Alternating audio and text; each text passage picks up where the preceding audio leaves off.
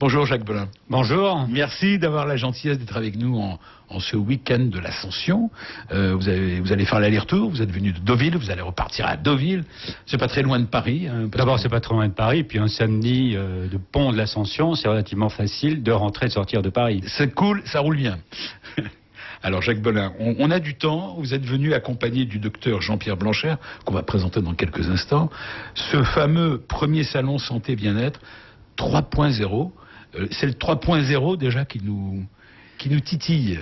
Le 3.0 peut commencer à titiller parce que 3.0 c'est les objets connectés qui s'interconnectent et qui se parlent. Et on s'est dit que la véritable révolution pour la santé et le bien-être, au-delà des aspects plus connus de thalasso, de sport, de nutrition, qui feront bien évidemment partie de notre salon, la véritable nouveauté, c'est quels sont les objets connectés que tout le monde doit avoir aujourd'hui, de la fourchette connectée à la raquette connectée, aux chaussures connectées, aux vêtements connectés. Tout ça dans un seul but en fait, c'est permettre à l'humain de prendre sa santé, son bien-être en main et que lui soit véritablement, voilà, et que les objets soient véritablement au service de la santé et du bien-être de nos contemporains. Alors vous promettez, au-delà d'un salon bien-être classique que l'on connaît, donc une expérience aux visiteurs au travers de tout ce qui est connectique, et c'est de plus en plus important, ça prend de plus en plus de place dans notre vie. On connaît la connectivité liée, le début c'était le garage qu'on ouvre avec la télécommande. La télécommande, des petites choses comme ça, mais ça c'est dépassé depuis longtemps. C'est la maison connectée, maintenant c'est le corps connecté. Voilà, tout est connecté, y compris les fibres qui permettent de faire de tricoter entre guillemets des chaussettes, de tricoter des t-shirts. Bref, on rentre désormais dans un monde qui est un monde différent et qui encore une fois va permettre à chacun d'entre nous de prendre en main très directement son bien-être, sa santé, de façon à pouvoir vivre encore mieux et plus longtemps. Alors Jacques Belin, bien évidemment que nous, dans le Club Média-RH, on est ravis d'en parler, parce que qui dit nouvelle technologie, et c'est lié à ce salon, à ce premier salon du bien-être et de la santé 3.0, dit création d'emplois. En permanence, on en parle souvent dans cette émission, et les chiffres, tout le monde s'en accorde. On dit que dans les 10 années à venir, 70% des métiers qui seront exercés au-delà de 2020 n'existent pas encore. Ouais. Et ils sont liés aux nouvelles technologies. Et ça va créer des emplois nouveaux. Voilà. Alors, effectivement, tout ça va créer des emplois nouveaux. C'est la raison pour laquelle il est absolument nécessaire que l'éducation nationale accompagne toutes ces nouvelles technologies et surtout toutes ces nouvelles approches. En Normandie, au sein du pôle TES, qui est un pôle de compétitivité... Un des grands pôles, il y en a plusieurs en France. Il y a plusieurs, mais celui de Caen. Celui de Caen est très très formidable, tout à fait formidable. C'est transactions électroniques. Vous êtes un peu chauvin, quoi. Mais vous avez raison, vous avez raison. C'est un très grand pôle, un des plus anciens. Il y en a 70 en France. Oui. Et ce pôle regroupe 150 entreprises. Et parmi ces entreprises, il y a bien évidemment une multitude de start-up que nous aidons quasiment au quotidien, à qui nous fournissons un maximum d'aide et d'assistance de façon à leur permettre de se développer et de créer des emplois, bien sûr. Est-ce que vous êtes prêt, au passage, on en parlera dans la dernière partie de l'émission, à accueillir et à aider, on en parlera tout à l'heure, ce que fait le pôle test pour justement aider toutes ces start-up liées à la santé ou liées à la technologie à venir s'installer. Il met en commun, la nature même du pôle test vise à mettre en commun à la fois la recherche universitaire, l'enseignement universitaire, les entreprises, tout ça avec bien évidemment comme but ultime dynamique de développer l'activité économique et donc de créer des emplois. Dans cette région qui est la région de la Basse-Normandie, qui vous tient à cœur, et à moi aussi au passage. Jacques Belin, vous n'êtes pas venu seul dans ce studio et vous avez souhaité, j'adore le slogan, pour nous parler de la santé de demain qui se dessine aujourd'hui, c'est ça le slogan de ce salon, vous avez souhaité faire participer le docteur Jean-Pierre Blanchère. Bonjour monsieur Blanchère. Bonjour docteur. Toujours bien d'avoir un docteur dans un studio, on ne sait jamais. Ouais, faut faire un malaise, c'est possible. Non, alors monsieur Blanchère, on est ravis de vous avoir, vous allez vais vous présenter. Je rappelle que vous êtes médecin, donc spécialiste, m'a-t-on dit, un des grands spécialistes de la télémédecine. Qu'est-ce que c'est que la télémédecine d'abord ? Alors, grand spécialiste, c'est peut-être un petit peu fort, mais c'est un domaine qui occupe mon temps à 100% depuis 3 ou 4 ans. La télémédecine, c'est à faire de la médecine à distance, au travers d'un écran. Cette télémédecine est indispensable aujourd'hui parce que le nombre de médecins diminue, la population vieillit, et il faut prendre tous ces gens en charge. Et grâce à cette télémédecine, on peut pallier un petit peu ce manque de professionnels de santé qui est quand même assez grave aujourd'hui. Alors, qu'est-ce qui est en cause? C'est le manque de médecins ou le développement de la technologie? Les deux, en général. Les deux, exactement. Je pense que la technologie qui est prête depuis longtemps, qui a besoin de se développer... On va dire tout à l'heure de quelle technologie il s'agit. Allez-y, oui. Oui.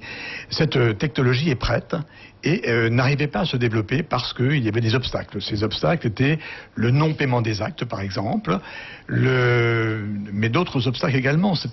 Il faut qu'il y ait une évolution des pratiques. Il faut une éducation réelle du monde médical et du patient. On y est aujourd'hui. La technologie nous y accompagne énormément et cette télémédecine se déploie en France et 2015 est l'année du déploiement de la télémédecine. C'est cette courbe qui se croise, les deux courbes qui se croisent. Le manque de médecins, la diminution de médecins, cette courbe qui descend, et l'augmentation des besoins. C'est ça, des patients, des malades, avec l'allongement de la vie, etc. J'irai plus loin que ça. Il y a toute une population qui n'a pas accès à la santé. Ce sont en particulier les gens âgés, soit à domicile, soit dans les EHPAD. Et la télémédecine apporte une médecine spécialisée que ces personnes ne pouvaient pas atteindre. C'est donc un progrès très important. Alors, cette télémédecine, c'est pas de la télévision. Parce qu'on dit télémédecine, on a l'impression qu'on parle de télévision. C'est de la télétransmission. On utilise l'écran. C'est le préfixe de télétransmission. On utilise la visioconférence, mais pas uniquement. C'est que ces dernières années se sont développés de nombreux capteurs.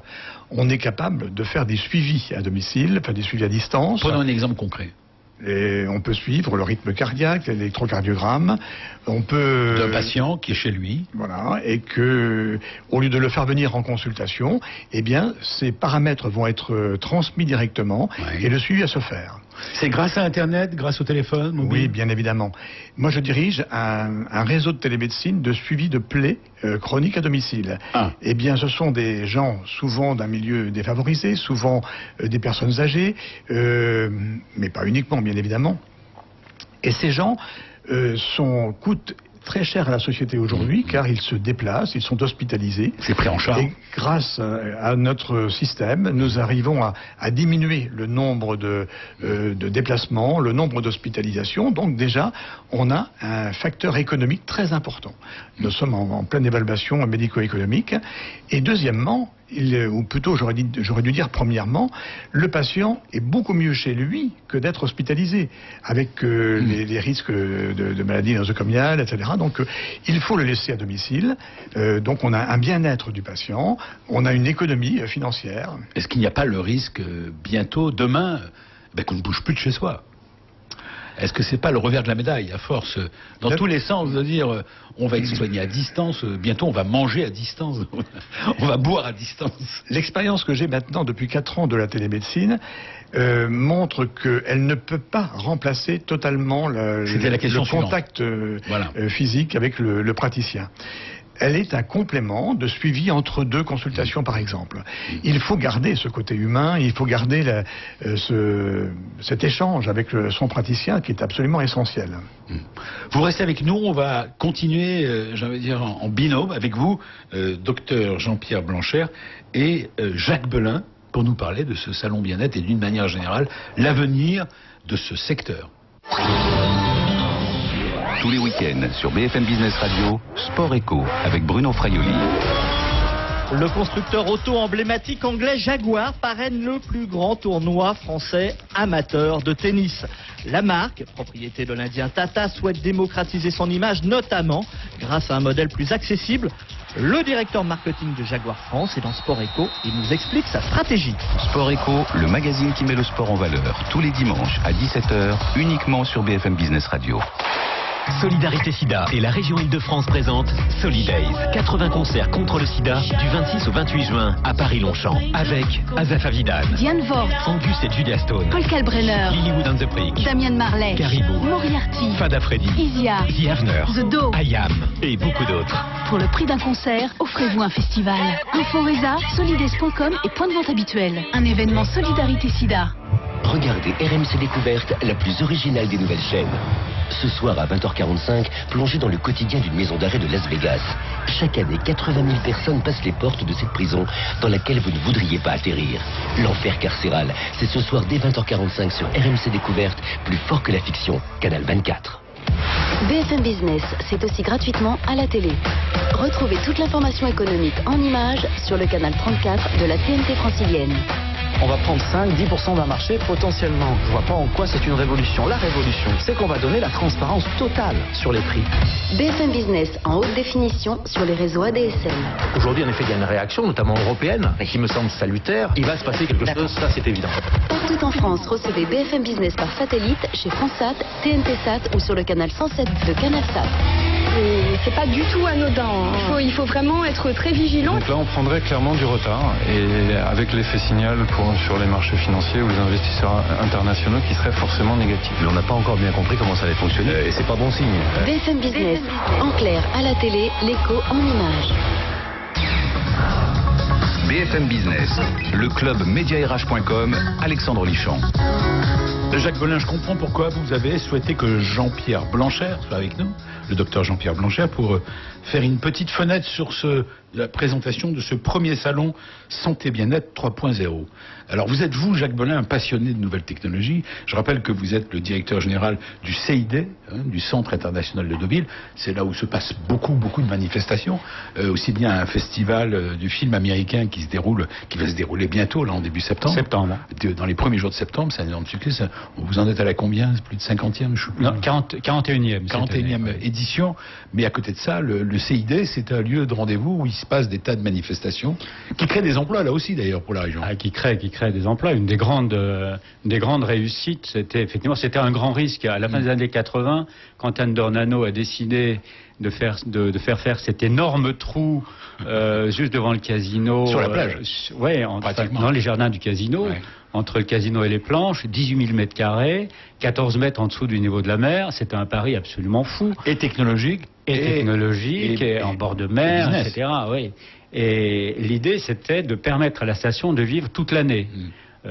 Avant, la station vivait beaucoup en été, un peu moins. La célèbre station et ses planches. Et puis, pendant 6 mois de l'année, même le casino était fermé. Il y a un casino d'hiver. Donc le casino qu'on connaît, qui est rutilant entre le Normandie et le Royal, était fermé à partir de fin octobre. Il y avait un casino d'hiver. Oui. Et donc à partir du début 90, quand le CID a ouvert ses portes, d'un seul coup, on a assisté à un équilibre entre le tourisme de loisirs et le tourisme d'affaires. Et d'un seul coup, la station, et pas seulement la station de Deauville, toutes les stations alentours se sont mises à vivre toute l'année. Un des très gros mois de l'année au CID à Deauville, c'est le mois de janvier. C'est étonnant. Ouais, alors qu'on est en plein hiver, après les fêtes. Et ça fonctionne très bien. On organise 150 manifestations chaque année. Oui. Alors, justement, j'en profite, je fais une petite parenthèse, pardon, docteur Blanchère, une petite parenthèse, Jacques Belin. Comment se porte le tourisme d'affaires aujourd'hui, en 2014, votre bilan ? Puisque vous êtes un des grands acteurs du tourisme d'affaires. 2014, formidable. C'était pour nous la meilleure année de tous les temps. Tiens. Exceptionnelle année. Oui. 2015 est un peu plus difficile en début d'année. La seconde partie de l'année sera excellente. Et va rattraper peut-être le début difficile. Oui, mais on sera à l'évidence pas au niveau de 2014. Mais 2014, année exceptionnelle. Pourquoi ? La conjonction d'un certain nombre d'événements. Au niveau national en même temps.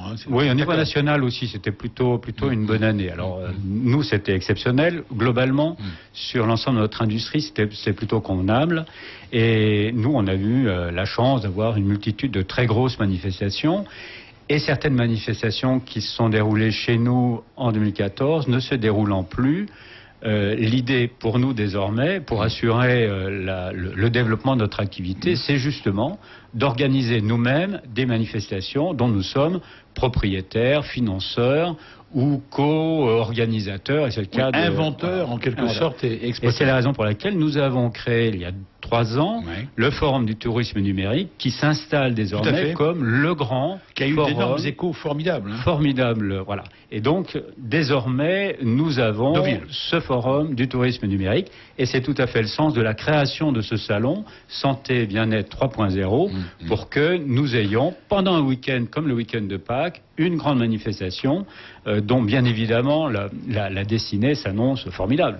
Alors, on en reparlera en début de deuxième partie tout à l'heure pour nous dire qu'est-ce qu'on y trouvera, comment ça fonctionne, comment ça peut créer des emplois et qu'est-ce que vous êtes amené à rechercher éventuellement. Je reviens vers vous, docteur Jean-Pierre Blanchère, car vous êtes effectivement un exemple formidable de ce qu'aujourd'hui la technologie permet. Vous nous expliquiez il y a quelques instants, et vous êtes un spécialiste de télémédecine, c'est ça? Aujourd'hui dans les plaies, comme vous dites, c'est une de vos expertises.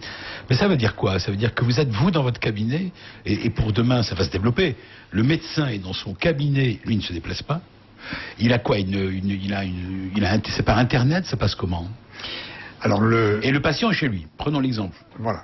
Le patient est chez lui, mais la télémédecine se développe surtout dans des endroits où le patient est soit hospitalisé dans les EHPAD, dans les maisons de retraite, soit dans les pôles de santé ambulatoires.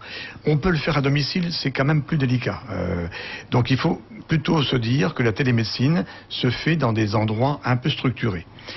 Le médecin spécialiste est équipé d'un ordinateur avec une caméra, pour lui-même, voilà.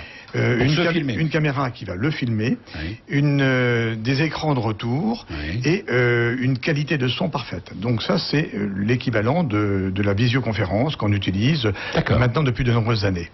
Alors, côté patient? Côté patient, eh bien, on retrouve quasiment la même chose. C'est-à-dire une caméra également, des écrans. Par exemple, on essaie d'avoir des écrans en psychiatrie pour que, je cite volontairement la psychiatrie, car vous allez me dire, ça ne marchera pas la télémédecine dans cette spécialité. Eh bien, je vous réponds, même si vous ne m'avez pas posé la question, ça marche. Eh bien, ça marche d'autant plus qu'on a un praticien qu'on voit quasiment de grandeur nature. On fait un grand écran et le patient, au bout d'un moment, joue avec l'écran, ne se rend plus compte que son praticien n'est pas près de lui. Donc c'est vraiment quelque chose qui est une très belle technologie. On est dans Matrix, là, on est dans le film de ah oui, mais complètement. Hein. Et puis, la grande nouveauté en télémédecine, c'est le développement de tous ces capteurs.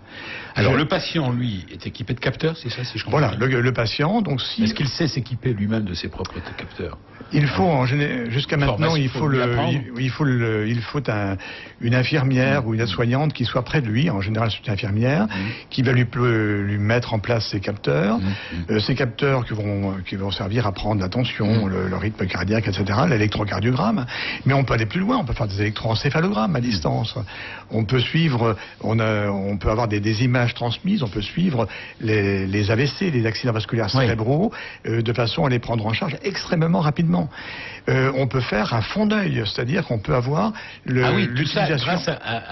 l'utilisation de la télémédecine pour l'ophtalmologiste.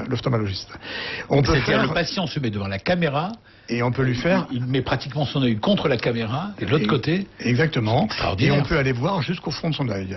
Et puis on peut aller voir également à l'intérieur de son oreille. On peut faire des examens oculaires, des examens auriculaires.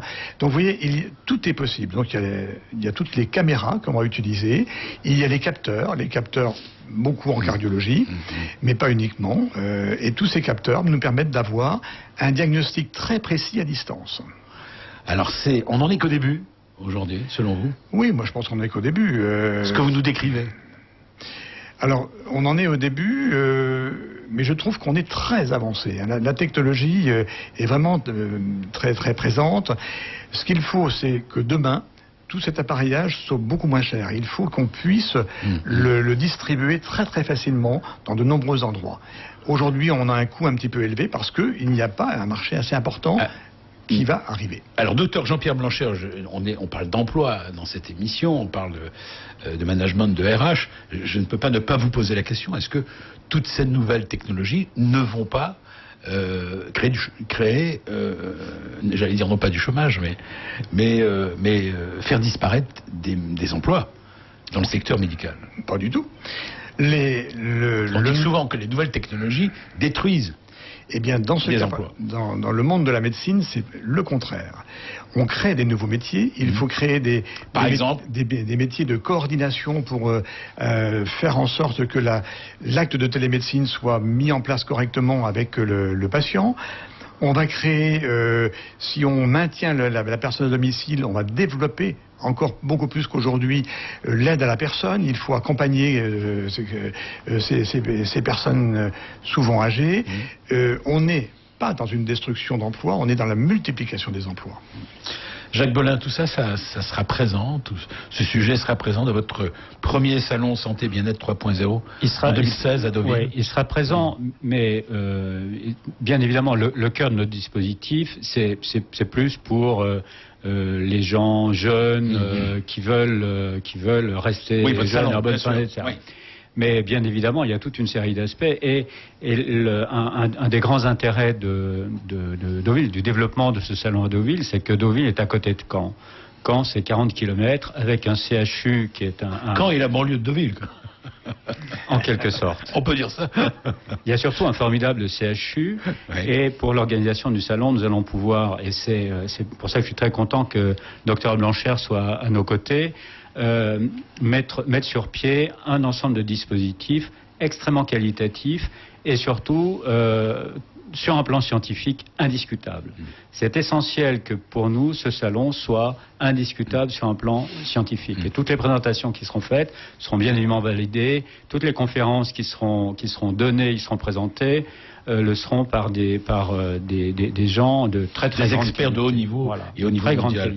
Donc le premier salon Santé Bien-être Connected Life, j'aime bien le concept et la formule. Je suis sûr que vous allez cartonner parce c'est pas simplement d'être dans l'air du temps. Ça c'est le côté un peu frivole quand on dit on est dans l'air du temps.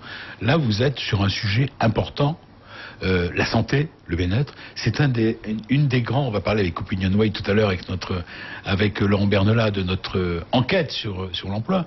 Mais je suis sûr que la santé fait partie d'une des grandes angoisses même métaphysiques de notre société. C'est d'abord une des grandes angoisses et un des grands sujets de conversation. Et le fait. Comment allez-vous? C'est la première question qu'on se pose. Et le fait que l'espérance de vie soit de plus en plus, on est de plus en plus grande, de plus en plus importante, c'est pas le tout de vivre jusqu'à 100 ans. Encore faut-il vivre jusqu'à 100 ans dans les meilleures conditions possibles. Le mieux possible. Donc c'est quand on est très très jeune en fait que chacun d'entre nous doit prendre sa santé en main, de façon à ce que justement les 10 dernières années de sa vie, entre 90 et 100, qu'on les vive le mieux possible. En tout cas, nous sommes témoins, et les auditeurs de BFM Business par là même, nous témoins de cet énorme mouvement qui se passe en France autour des start-up liées au secteur de la médecine. C'est extraordinaire et chaque jour de nouvelles entreprises naissent avec des chercheurs, des jeunes chercheurs qui développent, qui créent leur boîte et qui développent de nouveaux concepts. Et je le répète, toutes ces nouvelles innovations, on croise les doigts, je pense devrait faire de ce pays, de la France, un des grands pays en pointe en termes d'innovation technologique et secteur de la santé en particulier. Donc ce salon va arriver à point nommé.